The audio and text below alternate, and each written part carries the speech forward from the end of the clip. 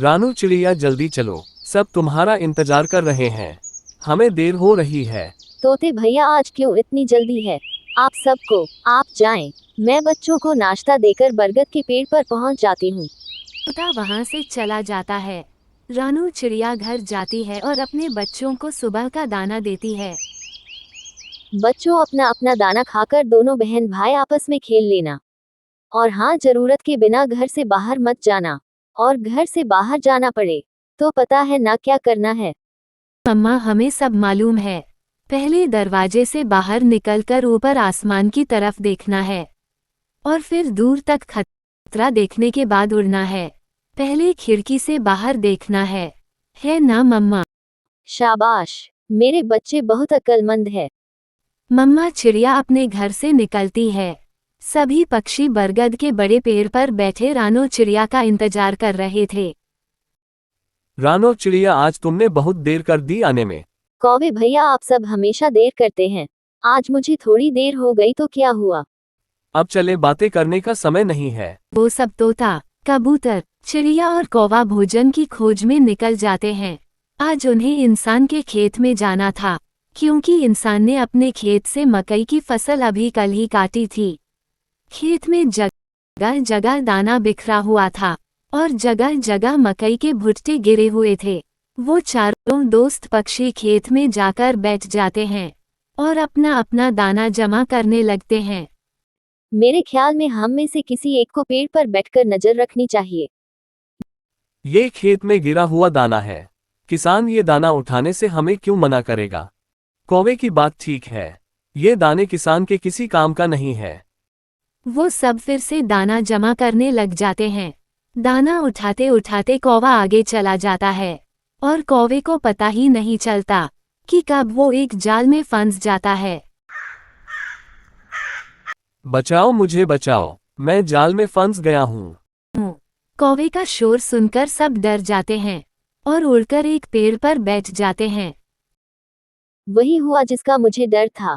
अब क्या होगा? कालू भाई तो जाल में फंस गया है। वो देखो, सामने शिकारी भी आ रहा है, वो आ रहा है। शिकारी जाल तक पहुंच जाता है। मिला भी तो एक कौवा। काले कौवे, तुझे बड़ा शौक है मेरे जाल से दाना खाने का।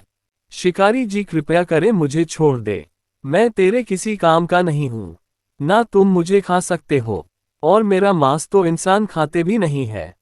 मैं तुझे चिकन वाले को बेच दूंगा और चिकन का मांस बेचने वाला इंसान तुझे चिकन बनाकर बेच देगा। ये सुनकर कालू का बाप बहुत डर जाता है। शिकारी कौवे को जाल से निकालकर पिंजरे में डालता है और वहां से चला जाता है। हमें शिकारी का पीछा करना होगा और देखना होगा कि यह शिकारी कौवे को कहाँ लेकर जाता है।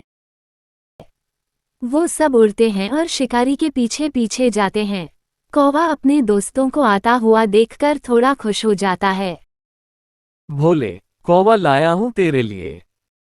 कौवा क्या लेगा? हाँ, लेकिन ये कौवा बुरा है, इसका मांस बहुत सख्त होगा, मैं इसे केवल 50 रुपए में लूंगा। वो वही दो, मेरे भी किसी काम का नहीं है ये कौवा। वो शिकारी कौवे को पिंजरे से निकालता है और उस चिकन बेचने वाले इंसान को दे देता है। चिकन की दुकान वाला इंसान कौवे को मुर्गियों के डिब्बे में कैद कर देता है। यह इंसान भी कितने बुरे होते हैं, अपने जैसे ही दूसरे इंसानों से धोखा करते हैं। ये कौवे का मांस चिकन बनाकर बेचने वाला है। हमें कालू को बचाना होगा, हमें किसी अच्छे इंसान से मदद लेना होगी। रानो चिड़िया, हम किसान के पास जाते हैं, किसान इंसान जरूर हमारी मदद करेगा। हाँ, मैं भी यही सोच रही थी। फिर वो तीनों दोस्त किसान के घर जाते हैं। किसान तो खेत में था, लेकिन किसान की पत्नी घर में ही थी। रानो चिड़िया किसान की पत्नी से बात करती है। माँ जी, हमारी मदद करें, हम मुश्किल में हैं। क्या मुश्किल है? बताओ बताओ। माँ जी, शिकारी ने हमारे दोस्त कालू कौवे को पकड़कर चिकन वाले इंसान को बेच दिया है और अब वो इंसान हमारे दोस्त कालू कौवे को काटकर चिकन की जगह बेच देगा। प्लीज हमारे दोस्त को बचा लें। ये तो बहुत गलत किया, उस शिकारी ने भी और उस चिकन बेचने वाले इंसान ने भी।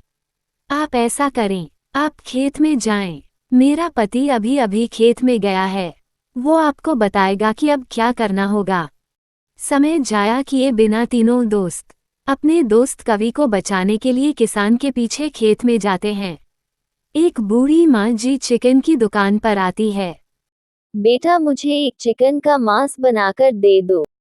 अगर मैंने इस बूढ़ी माँ के सामने कौवे को काटा तो इसे पता चल जाएगा। माँ जी, आप घर जाएं। मैं अभी एक पूरा चिकन बनाकर आपके घर दे आता हूँ। बूढ़ी माँ अपने घर चली जाती है। कौवा डर के मारे डिब्बे के एक कोने में लगकर बैठ जाता है। ये काटेगा, अभी ये इंसान मुझे काट देगा। ऊपर वाले मुझे बचा ले, ना जाने मेरे दोस्त भी कहाँ चले गए हैं। हमारी मदद करें, वरना वो चिकन बेचने वाला इंसान हमारे दोस्त कालू कौवे को काट देगा। चिंता ना करो बख्शिया, मैं उसे ऐसा नहीं करने दूंगा। मैं अभी पुलिस को बताता हूँ। किसान पक्षियों को साथ लेकर अपने घर जाता है और पुलिस को फोन करता है। पुलिस, एक चिकन बेचने वाला चिकन की जगह कौवा बेच रहा है। उसे जल्दी से आकर पकड़ लो। किसान जी, क्या अब पुलिस आ जाएगी? हाँ, पुलिस थोड़ी ही देर में पहुंच जाएगी। तब तक मैं वहां जाकर उस इंसान को बातों में लगाता हूँ। शुक्रिया किसान, हमारी मदद करने के लिए। किसान जल्दी से उस चिकन बेचने वाले इंसान की तरफ जाता है। आजा आजा कौवे, मेरे पास आजा। ऐसे तू बच नहीं पाएगा। मैं तुझे बड़ी लाठी से बाहर निकाल लूंगा। कौवा डिब्बे में दूसरी तरफ जाकर बैठ जाता है, जहां तक इंसान का हाथ ना पहुंच सके। जब वो इंसान दूसरी तरफ से जाता है तो कालू कौवा तुरंत फिर से दूसरी तरफ चला जाता है। मुझे जाने दो इंसान, मेरा मांस बेस्वाद होता है। मुझे खाने से बूढ़ी मांझी के पेट में दर्द होगा। पुलिस वैन लेकर जल्दी से आ रही थी। रानो, चिड़िया, कबूतर और तोता भी सामने वाले पेड़ पर आकर बैठ जाते हैं। किसान भी पहुंच जाता है। अपने दोस्तों को देखकर कालू कौवे को हौसला मिलता है। बेशर्म धोखेबाज, तू पैसे कमाने के लिए हमें कौवे काट कर खिला रहा है। नहीं, ये कौवा तो खुद ही मेरे पिंजरे में घुस गया था। मैं तो इसे बाहर निकाल रहा हूँ।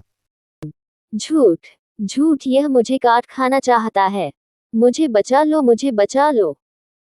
पुलिस भी पहुंच जाती है और उस लालची इंसान को पकड़कर पुलिस वैन में बिठाकर ले जाती है। किसान कालू कौवे को आजाद कर देता है। सभी पक्षी बहुत खुश थे। शुक्रिया मेरे दोस्तों, मेरी जान बचाने के लिए। मुझे गर्व है अपने दोस्तों पर। आप सब आजाद हो, आप जा सकते हो। फिर वह सभी दोस्त खुशी खुशी अपने जंगल वापस लौट जाते हैं। प्यारे दोस्तों, इस कहानी को लाइक, अपने दोस्तों के साथ शेयर और चैनल को सब्सक्राइब करना बिल्कुल मत भूलना। आपका धन्यवाद।